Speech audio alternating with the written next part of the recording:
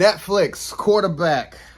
Man, I was 8 episodes, loved every episode, every minute of it. It showed highlights like how Steve Sable, rest in peace, from NFL Films, it showed those highlights that we were getting. It showed the Hard Knocks from HBO, and they rolled it into one with the Netflix bow on it, and I loved it. It's three quarterbacks. You had the superstar, the main eventer, the leader of the locker room, Patrick Mahomes, two-time Super Bowl champion.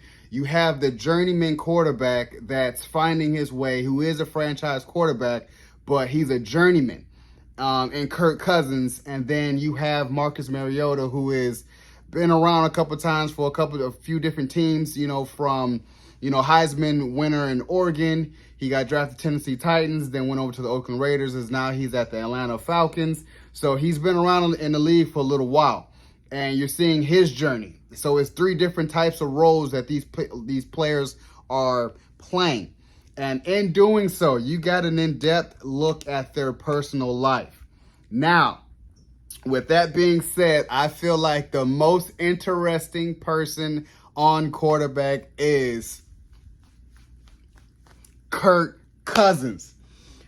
I looked at Kirk Cousins, and I'll never forget. I tell this story to everybody every time I watch him. I'll never forget. I can close my eyes, and I remember this bowl game that with Michigan State, I watched Michigan State in a bowl game. It was at night. I forgot who they were playing, but it was a close game, and Kirk Cousins was dominating. He was bombing everything. He had like 400-something yards, 3 touchdowns, 4 touchdowns, something like that, and he won. So I was like, whoever this is, he's a dog. He's going to make it to the league. Got drafted to the Redskins, and I was like, perfect fit. He's a backup. I think they had Robert Griffin, and I was like, you got Kirk Cousins. I was like, okay, give him 2-3 years. He's going to be on somebody else's team, and he's going to lead that team to greatness. And kind of in that sense where, Robert Griffin went down, then you had Kirk Cousins. He won a couple games, but he was kind of in limbo. Like, it was up and down. And then it was a game where it was really career defining for him. And he just uttered the words because he was so unsure of himself until that game. And that game, he uttered the words in the locker room, "You like that? You like that?" And I was like, that was just raw emotion from him. And it went viral. And I was telling myself, dude, you're here in the league to stay. And I loved it because that was so not his character for him to be that emotional and say those words, because you felt the passion in him. And even in this documentary, I was like, my gosh, you got to see how he really is. Like, his wife dresses him too funny. Keep dressing him. And I was telling myself, the ordinary dad, I'll never forget, I was cracking up laughing when it was like, Kirk Cousins is rolling in Kohl's cash because it looks like he shops at Kohl's. And even his wife was like, what's wrong with that? We're normal. We shop at Target. We shop at Sam's. We're at Costco. We're at Kohl's. And I'm telling myself, that's how you stay and maintain your wealth, because he was a backup quarterback coming into the league, I think drafted like 3rd or 4th round. So he's not getting a whole bunch of money. He's probably getting, like 1 or 2 mil. And it's like, okay, you're not sure how long you're going to last in this NFL league, and you got to really be smart with your money. So the key is having a woman that's knowing how to be smart with your finances. That's always going to be the key. And she really was, and they're still like that. Even when he signed with the Vikings, doing phenomenally well, restructured his contract, making a whole bunch of money, still the same person, and it's very humbling to watch. That man is Michigan through and through. Now, the thing about Kirk Cousins that I love the most, and I'll get off Kirk Cousins in a minute, but was the neuro feedback that he does with his brain. I was cracking up laughing when he's been doing it for like 10 years. So he's been doing it in college. He even gave it to his girlfriend, like, put this hat on and to do neurofeedback to kind of see what you need to focus on. That is so interesting that I've never in my life seen that before, let alone a NFL quarterback. Only because, and I love it because he really takes his mental health serious, and he takes his mental focus serious, where after every game or every week, he meets with a psychologist to go over those negative thoughts that he has, because sometimes, those interceptions that could have lost the game or could have won the game will mess with you. So he's going to a psychologist to get all that out, you know what I'm saying? And that is very, very important. I loved it. I love the massages he gets every week. And I just love when he's on, he put all the chains on and they're winning. And I'm just like, because it's so out of his character, he goes viral every time. And I love it.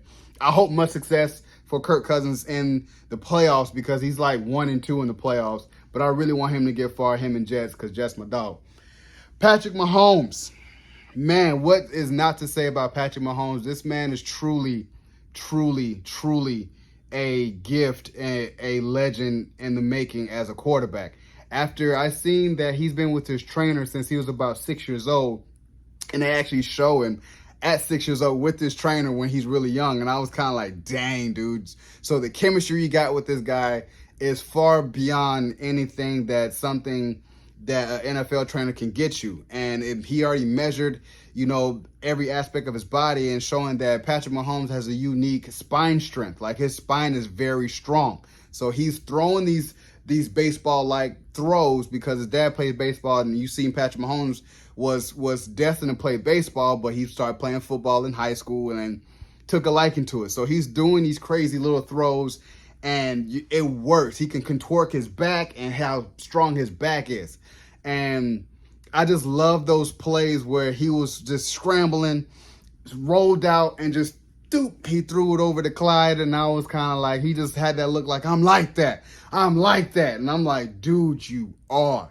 You are. That dude is unapologetically himself. Had to get that word right. It's Monday.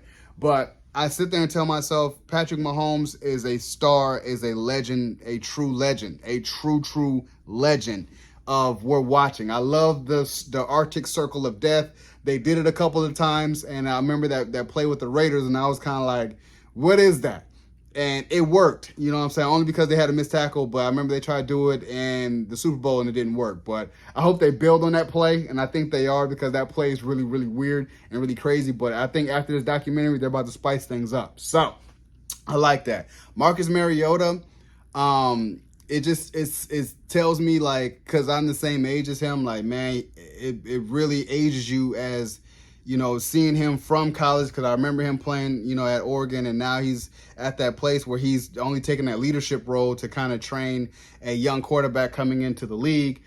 He was winning a couple games for Atlanta, but he was having, confidence issues, decision-making issues, and he lost a couple of games in Atlanta, and that hint to the backup, Desmond Ridder, who's a rookie, to start. And on top of that, he had a huge injury. His injury was sidelining him, and also on the top of that, he was having the birth of his first child, which is his daughter. So and all that in the culmination, he was at home. Head coach come to him like, "Hey, you're getting released." So he never came back, and he just stayed gone for the rest of the season. Even in episode 5, he was just gone. You didn't see him until episode 8, and I was kind of like, dang, he really did leave. And you see him in Hawaii, at Kauai, with his wife, and then he gets a call like, hey, we want you to be backup quarterback at the Philadelphia Eagles. So there's still light at the end of the tunnel for him, and I feel like his career is wrapping up. Once you get double digits in the league, 10, 11, 12 years, you're known as an old man. You know what I'm saying? And that's why I say it's a young man's game from them 20-year-olds, 21, 22, 23. You're in your prime around 25, 26, 27. But when you make it into 32, 33, 34, 35, it's time for you to get out the league. You know what I'm saying? And I know a lot of those players that still try to hang on to keep their body tight, to be like, I don't know anything else other than football, and I don't know what else after football. So they're going to be trying to stay in the league. But I feel like with Marcus Mariota, not really. He's kind of like, man, another 1 or 2 years, y'all can have it. I made enough money, I'm about to go home. So I really enjoyed this documentary. I really give it 10 out of 10. And like I said in my trailer reaction, I really hope that they have a season 2 with, quarterbacks, and may branch off with, wide receivers or running backs or defensive linemen, offensive linemen, or linebackers or DBs. You could just see in depth the 3 top players in that position 3 different teams and seeing how they're going about their season and their off season and how they do. I love this. I love this. I love this. I feel like we should have a lot more of this, and just having these in-depth personal looks at how they are as a person and how they are as a player. So, you guys enjoyed my review of Netflix's Quarterback. Subscribe to my channel. Post a comment down below and like the video. It's your boy, D. Dyson. Peace.